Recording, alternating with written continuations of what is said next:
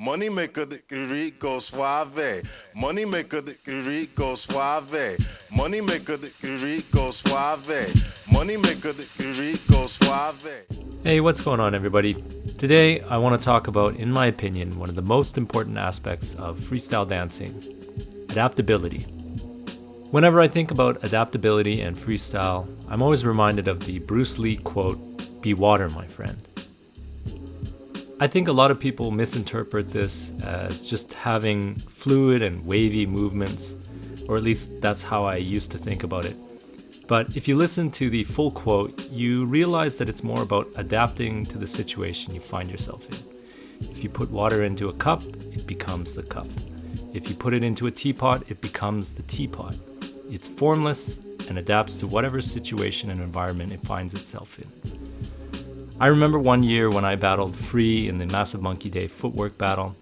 I went in with all my premeditated sets and I watched as he took everything I threw out and planned and just responded in the moment with his own versions and his own signatures that were an appropriate response to what I was doing.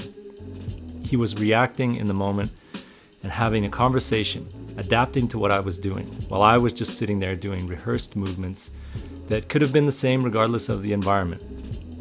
That right there is an example of the power of adaptation. In freestyle, you're creating on the fly. Sometimes this means drawing from your previous knowledge, old sets, familiar movements, whatever. But another part of it is knowing when those movements and combos apply at that given moment to the specific music. It's knowing how to change your movements based on the space you're given. It's knowing when to pull out certain movements in reaction to what your opponent did. It's also about knowing when to cut your losses and move on to something new. I've had times in my earlier dance career where I'd step into a cypher and go into one of my sets and was so set on completing it regardless of the fact that I was going to crash into the people on the side. I didn't have the mental flexibility to just abandon what I was doing and course correct into a better path.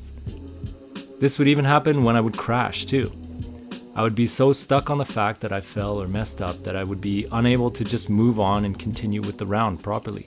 I was stuck in the past and not in the present, and that's a key aspect to being able to freestyle properly and adapt. Staying in the present moment, being aware of what's happening right now. Not 10 seconds ago, not even 1 second ago, right now. Your mind has to become an empty vessel ready to receive the constant stream of new information and choose the best path forward at that current moment. This is something that takes time to develop. It requires you to be familiar with your own movements, patterns in the music to dance to, familiarity with various situations and environments, or random things that other people might do in a battle. It requires you to master your body and your mind. When these get mastered, that's when the soul comes out. When the unconscious takes over and something greater than you takes control. For anyone who's a Last Dragon fan, you reach the final level and you get the glow. This is something that we should all strive for in dance.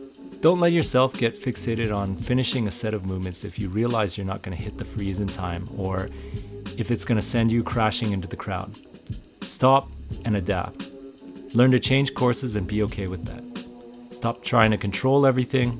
Train your body, train your mind, then let the unconscious soul take over and guide you wherever it guides you. Just let go and enjoy the ride. Thanks again to all my Patreon supporters for keeping this channel going. Like, subscribe, and leave a comment below, and we'll see you in the next one. Peace.